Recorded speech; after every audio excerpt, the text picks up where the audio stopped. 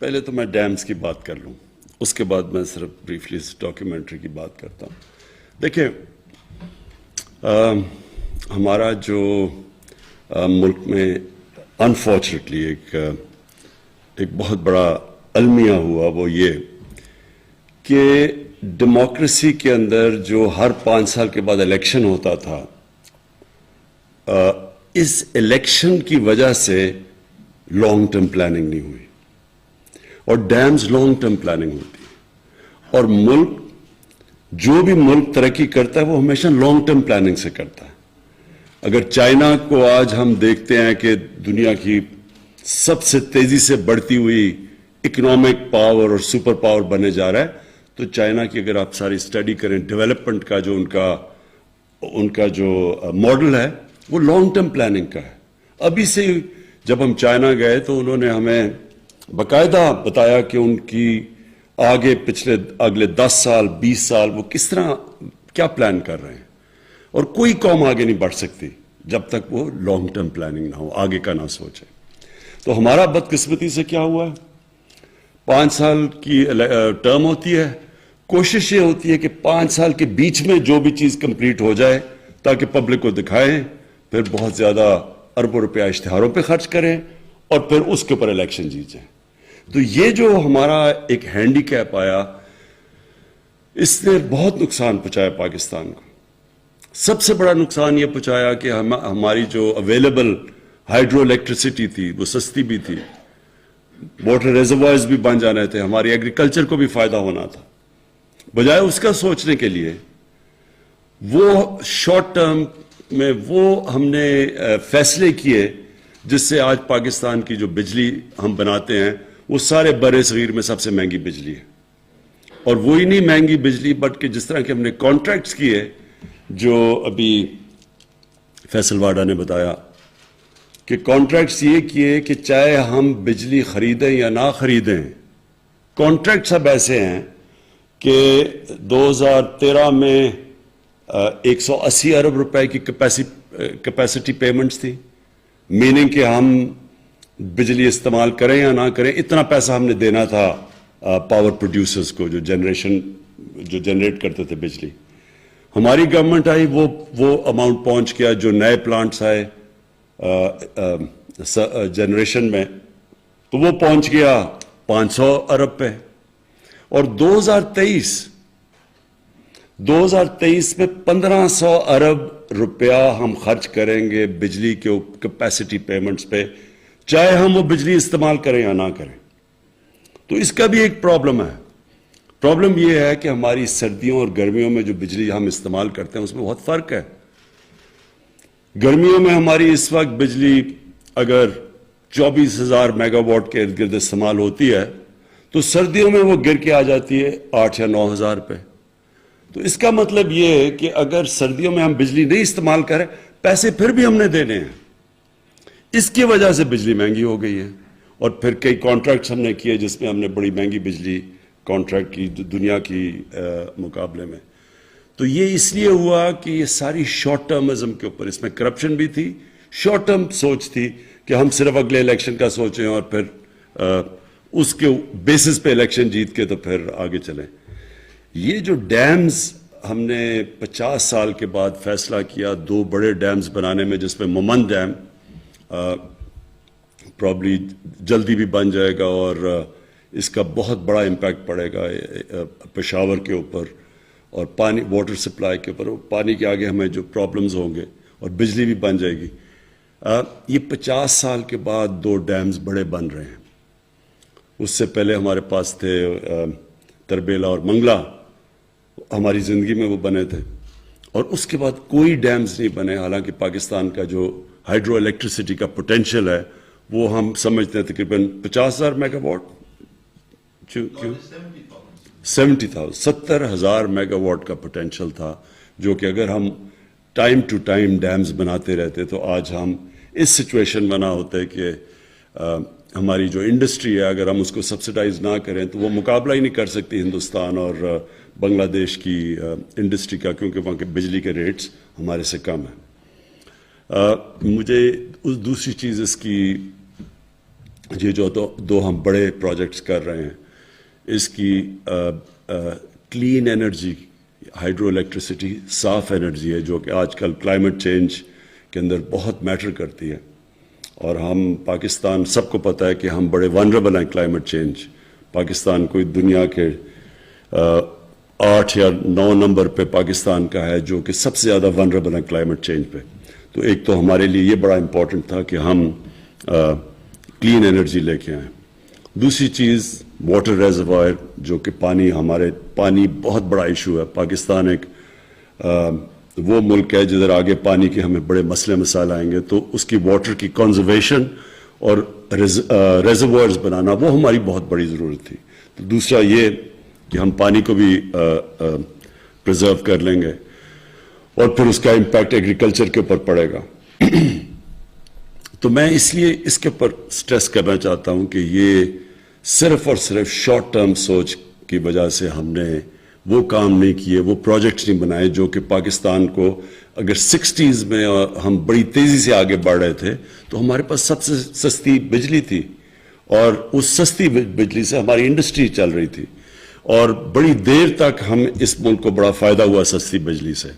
لیکن جب 90s میں آ کے یہ جو تباہی مچی، اور پھر یہ جو ڈیکیڈ آف ڈارکنس ہے، یہ جو 2008 سے 2018 تک، جس کے اندر سارے ادارے تباہ ہوئے اور سارا جو پاکستان کے قرضے بڑھے، اور جو آج ہم سب کچھ ہمارے اوپر بوجھ پڑا ہوا ہے وہ پچھلے 10 سال کی قرضوں کا پڑا ہوا، سود دینا پڑتا ہے. میں صرف ایک لوگوں کے سامنے رکھ دوں، کیونکہ ہمیں بار بار میں سنتا ہوں جی کہ آپ نے بڑے قرضے بڑھا دیے پاکستان کے، ہمارے جو مخالف کہتے ہیں. تو سب کے انٹرسٹ کے لیے یہ میں صرف اس لیے فگر لانا چاہتا ہوں کہ آپ کو سب کو پتہ چلے کہ ایگزیکٹ پوزیشن کیا ہے. ہماری جو گورنمنٹ آئی تھی تو جو پاکستان کی لائبلٹیز تھی وہ 30,000 ارب تھیں، اور جو پاکستان کے اوپر قرضے چڑھے ہوئے تھے وہ 25,000 ارب تھے.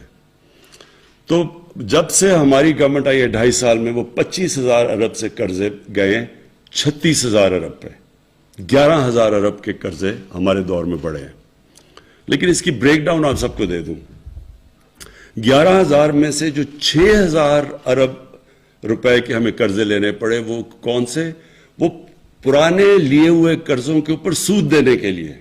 تو 6,000 ارب تو چلا گیا جو پچھلی گورنمنٹ سے قرضے لیے تھے ان کے اوپر سود دینے کے لیے.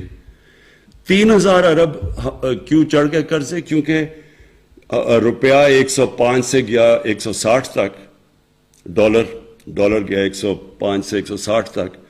تو جو وہ ڈالر کے اندر جو قرضے تھے وہ امیڈیٹلی 3,000 ارب کا ہمیں کچھ کیے بغیر وہ صرف روپے گرنے سے وہ چڑھ گئے. اور وہ ہماری وجہ سے روپیہ نہیں گرا. روپیہ اس لیے گرا کہ جب ہمیں گورنمنٹ ملی تھی تو 60 ارب ڈالر کی امپورٹس تھی اور 20 ارب ڈالر کی ایکسپورٹس تھی. تو سب سے پاکستان کی تاریخ کا سب سے بڑا ٹریڈ گیپ تھا. اور جو کرنٹ اکاؤنٹ ڈیفیسٹ یعنی ڈالر کتنے اندر جا رہے ہیں اور باہر آ رہے ہیں 20 ارب ڈالر، جو بھی پاکستان کا تاریخی گیپ تھا. اس کی وجہ سے ظاہر ہے روپے نے گرنا تھا، کیونکہ روپے ڈالر کم ہو گئے، ڈالر کی ویلیو اوپر چلے گی، روپیہ گر گیا. اور جب روپیہ گرا تو 3,000 ارب وہ چڑھ گئے تو 9,000 ارب ہو گئے. 2,000 ارب جو تھے اس میں سے 800 ارب روپیہ یہ جو کووڈ آیا، کووڈ کی وجہ سے ہماری کلیکشن کم ہو گئی، وہ 800 ارب روپے جو ٹیکس کلیکشن کم ہوئی ادھر چلے گئے. اور باقی جو ہم نے پھر پیکج دیا ریلیف کا کووڈ کے لیے، جو ہم نے لوگوں کے لیے احساس میں پیسے بانٹے، تو وہ ہمیں وہ باقی رہا. تو میں صرف بریک ڈاؤن دے رہا ہوں کہ یہ قرضوں کا لوگوں کو پتہ چل جائے کہ یہ کیا لیگیسی تھی، کیوں ہم پرانے دور کی بات کرتے ہیں. اب میں بریفلی جو یہ فلم کے اوپر دیکھیں، میں یہ بار بار سنتا ہوں کہ جی پاکستان کا سافٹ امیج ہمیں کرنا چاہیے. سافٹ امیج کا کیا مطلب ہے؟ کہ سافٹ امیج کیا کہ ہم کیا ہیں کہ ہمیں سافٹ امیج لوگوں کو دینا چاہیے؟ یہ کیوں ہم کہتے ہیں ہمیں سافٹ امیج دینا چاہیے؟ اور کیا پاکستان کا سافٹ امیج آ جائے گا تو کوئی دنیا ہمیں بڑا اچھا اوپر سمجھے گی؟ ہمیں اس طرح کی غلط فہمی میں نہیں پڑنا چاہیے. یہ احساس کمتری ہے. جب ایک قوم کے اندر کانفیڈنس چلا جاتا ہے تو وہ لوگوں کو خوش کرنے کی کوشش کرتے ہیں. ہمیں کبھی سوچنا نہیں چاہیے کہ ہم کچھ کریں گے. اگر مغرب چاہتی ہے کہ جی جو پچھلے جنرل مشرف کے دور میں جی انلائٹنڈ ماڈریشن, یہ ہم نے زندگی میں پہلی دفعہ لفظ سنا تھا, انلائٹنڈ ماڈریشن. کسی کو نہیں پتا کیا ہے انلائٹنڈ ماڈریشن. ساروں نے, زیادہ تر لوگوں نے اس کو یہ سمجھا کہ اگر جتنا ہم مغربی لوگوں کی طرح لگیں گے تو اتنا ہی ہم ماڈریٹ لگیں گے. تو لوگوں نے انگریزی بولنی شروع کر دی, اور وہ انگریزی کپڑے, یعنی ساروں نے ویسٹرن کلوتھ پہننا شروع کر دیے, سب نے سوٹس پہن لیے, ہم ماڈریٹ ہو گئے. کیا یہ ہے ماڈریشن؟ سو یہ پلیز سمجھ, یہ احساس کمتری, جب آپ نے کانفیڈنس چلا جاتا ہے تب ایک قوم ایسی حرکتیں کرتی ہے. ہمیں صرف ایک امیج پروموٹ کرنا ہے, ایک خوددار قوم جو اپنے پیر پہ کھڑی ہے, جس میں اپنے اندر کانفیڈنس ہے, جو بلیو کرتی ہے, اپنے فیوچر کے اندر بلیو کرتی ہے. وہ کسی کے اوپر ریلائی نہیں کرتی, کسی سے قرض یا بھیک نہیں مانگتی. تب دنیا عزت کرتی ہے. آپ ایک چیز یاد رکھ لیں کہ عزت تو اس انسان کی ہوتی ہے جو خوددار ہوتا ہے. آپ ایکسپیریمنٹ کر لیں, غریب سے غریب آدمی ہوگا جس میں غیرت اور خودداری ہوگی, آپ اس کی عزت کریں گے. امیر سے امیر آدمی بھی جھکا ہوا ہوگا, کوئی دنیا میں اس کی عزت نہیں کرتا. تو ہمیں جس طرف جانا ہے, ایک خوددار پاکستان کی طرف جانا ہے, اور پھر جو بڑی سوچ رکھنے والا ملک ہو. دیکھیں, قومیں وہ بڑھتی ہیں جو بڑی سوچ رکھتی ہیں. انسان وہ بڑا ہوتا ہے جس کی سوچ بڑی ہوتی ہے. جو سوچتا ہی تھوڑا سا ہے, چھوٹی اس کی ڈریمز ہی تھوڑی سی ہیں, تو وہ کبھی بڑا انسان نہیں بنتا. کبھی اگر مثلا میں نے کرکٹر بننا ہے, تو اگر میری ڈریم ہے کلب کرکٹر ہی بننے کی ہے تو میں وہی بنوں گا. جتنی میری ڈریم بڑی ہوگی اتنی میری ایسپریشنز ہوں گی, اتنے اوپر جاؤں گا. تو قوم کو یہ نہیں سوچنا چاہیے کہ ہم دنیا کو خوش کرتے پھریں جی, سافٹ امیج بتائیں جی ہم بھی بڑے. یہ ایسی, پہلے ہم نے غلطی کی, کسی کی جنگ میں ہم نے شرکت کی, ہماری وہ جنگ ہی نہیں تھی, ہمیں اس پہ کبھی جانا ہی نہیں چاہیے تھا. پاکستان کا کیا تعلق تھا 9/11 کے ساتھ؟ ہم ان کی وجہ سے ان کو پریشر میں آ کے تو ہم ان کی جنگ میں شرکت کر گئے. جنگ میں شرکت کر کے کیا ہوا؟ پہلے ہم نے 80s کے اندر ان کی جنگ میں شرکت کر کے جہاد کو گلوریفائی کر دیا. مجاہدین وہ لوگ تھے جو کہ ہیروز تھے. رونلڈ ریگن نے مجاہدین کو کہا کہ وہ بڑے, ان کی امریکہ میں بلا کے خراج تحسین پیش کی ان کو. پھر جب 9/11 کے بعد آئے تو انہی لوگوں کو ہم نے ٹیررسٹ کہہ کے ان کے پیچھے, ان کے کہنے پہ ان کے پیچھے چلے گئے. تو ملک کو تو بہت ایک بھاری اس کا نقصان اٹھانا پڑنا تھا.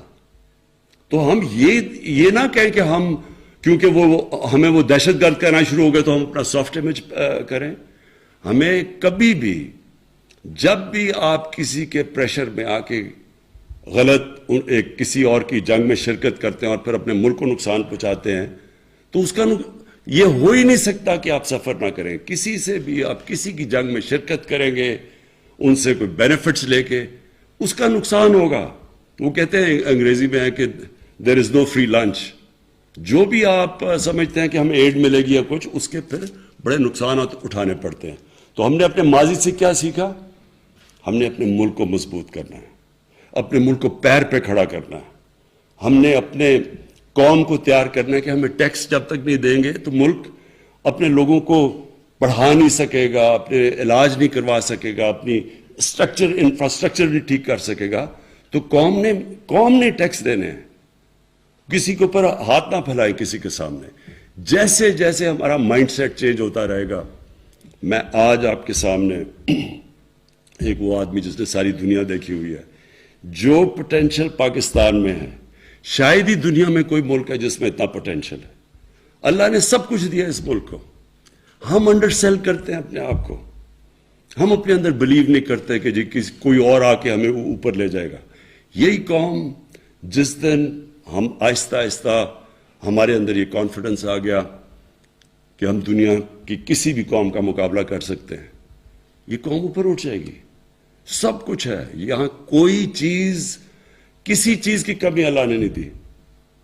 لیکن جب ہماری سوچ ہی یہ ہو کہ ہم نے, جب تک ہمیں باہر سے کوئی ہمارے سافٹ امیج کی وجہ سے کوئی لونز نہیں دے دیں گے یا کچھ نہیں کر دیں گے, ہم آگے نہیں بڑھ سکتے, تب تک قوم آگے نہیں بڑھے گی. اور یہ میں آپ کو بتاؤں کہ یہ جو ڈاکیومنٹری میں نے تھوڑی دیکھی, بالکل اس طرح کی آپ کو ڈاکیومنٹریز بنانی چاہیے.